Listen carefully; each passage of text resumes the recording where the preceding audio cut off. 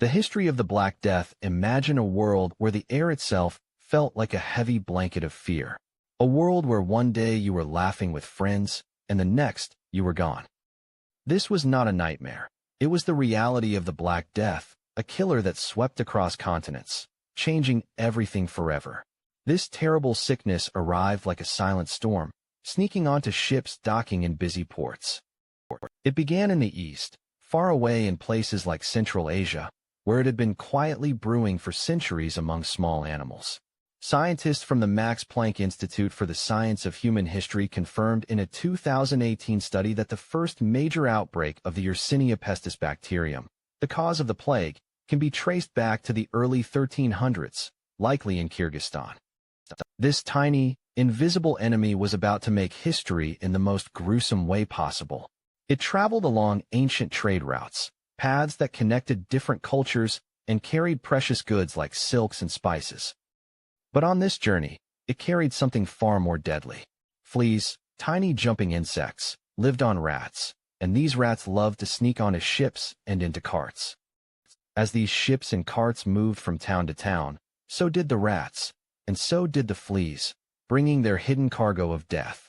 Imagine a small merchant ship sailing towards a bustling port in Sicily, completely unaware that tucked away in its cargo holds, among bales of wool and barrels of wine, were rats carrying the very seeds of destruction. When the ships finally reached Europe, around the year 1347, the people cheering their arrival had no idea what horrors they were unknowingly welcoming. The first signs were often subtle. A few people would get sick, feeling tired, then developing a fever. But soon, the sickness would grow much worse. Horrible, black lumps, called buboes, would appear on their bodies, often in their armpits, groins, or necks. These lumps were incredibly painful and would often burst, oozing pus and blood. This is why it earned the terrifying name, the Black Death. The disease spread with shocking speed. From Sicily, it moved up into Italy, then across France, into Spain, and eventually all the way to England and beyond. Cities were especially vulnerable. People lived close together, their homes packed tightly. There wasn't much understanding of cleanliness back then. Garbage filled the streets, and rats were everywhere, making perfect homes for the disease-carrying fleas. A historical account from Florence, Italy, by chronicler Giovanni Boccaccio in his work The Decameron, vividly describes how quickly people would fall ill and die, often within just a few days, sometimes even hours. He wrote that people would eat lunch with friends and dinner with their ancestors in the next world. The doctors of the time were completely lost. They didn't know what caused the plague, nor how to stop it. They tried all sorts of strange remedies. Some believed bad smells caused the illness, so they carried sweet-smelling flowers or burned strong-smelling herbs. Others thought it was God's punishment, so they would whip themselves or pray endlessly. These desperate acts did nothing to stop the invisible killer. They didn't understand that tiny bacteria, spread by fleas, were the true enemy. A study published in the journal Nature Communications in 2021, which analyzed ancient DNA, confirmed the consistent presence of Yersinia pestis in mass graves across Europe, proving the bacterial cause of the Black Death. Panic quickly took hold. As more and more people died, entire families were wiped out. Sometimes, there was no one left alive to bury the dead. Bodies would pile up in the streets, creating a terrible smell and making the spread of the disease even worse. Imagine the terror of waking up to find your parents gone, or your children, and knowing you might be next. The normal ways of life completely broke down. Farmers couldn't work their fields, so crops rotted. Merchants couldn't trade, so towns ran out of supplies. It was chaos. People tried to run, hoping to escape the plague by moving to the countryside. But often, they unknowingly carried the disease with them, spreading it to new towns and villages that had been untouched. The countryside, though less crowded, was not safe. Rats and fleas were still present, and the disease found new victims there too. Some villages were completely emptied, becoming ghost towns almost overnight. Historic documents from England, such as parish records and monastic chronicles, show entire communities disappearing from the census rolls during the peak years of the plague between 1348 and 1350, providing grim evidence of its devastating impact. The church, a huge part of people's lives back then, was also deeply affected. Priests, monks, and nuns, who often cared for the sick, were just as likely to catch the plague. Many died, leaving churches empty and people without spiritual guidance. This shook people's faith. If God was good, why was he letting this happen? Why were so many innocent people dying? This led to big questions about life, death, and God, questions that would echo for centuries. Historian Ole J. Benedicto, in his comprehensive 2004 book, The Black Death 1346 to 1353, The Complete History, highlights how the plague disproportionately affected the clergy due to their duties ministering to the sick, leading to a severe shortage of educated religious leaders. The number of deaths was staggering. Estimates vary, but most historians agree that between 30 and 50 of Europe's entire population died from the Black Death. Think about that for a moment. Half the people you knew gone. Some areas lost even more. This wasn't just a few thousand, it was tens of millions of people. To put it in perspective, if this happened today, billions of people would die. The sheer scale of the tragedy is hard to fully grasp. According to a 2011 demographic study published in the journal Population Studies, updated estimates placed the European death toll closer to 50 million, a figure that dramatically reshaped the continent's social and economic landscape for generations. The Black Death didn't just kill people, it changed the world forever. Before the plague, society was built on a system called feudalism. Most people were poor farmers, called serfs, who worked on land owned by rich lords. They were tied to the land and had very few rights.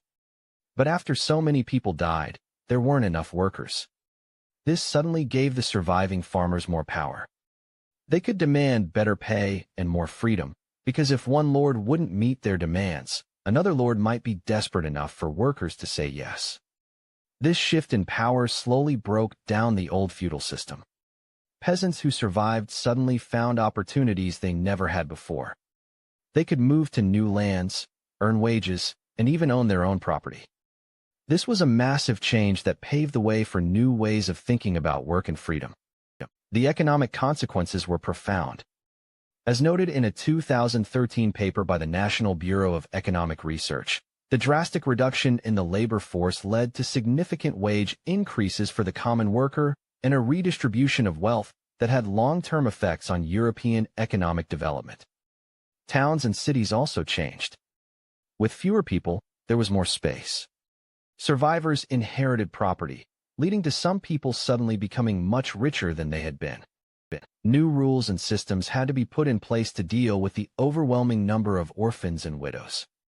The idea of public health, though still very basic, started to emerge.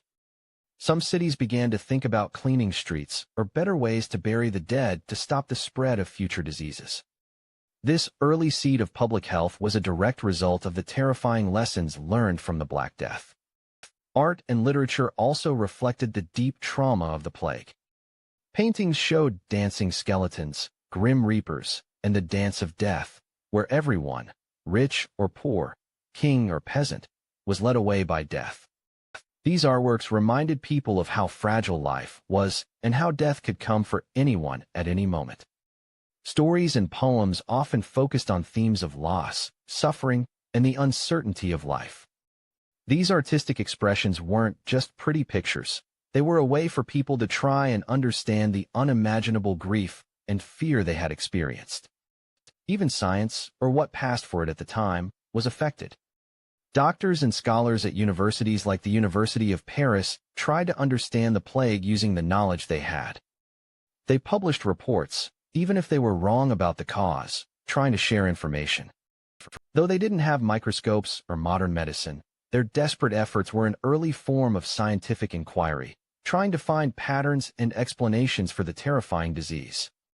A 2008 publication from the Annals of the New York Academy of Sciences details some of these early, albeit flawed, scientific approaches, highlighting the desperate attempts to understand and combat the disease.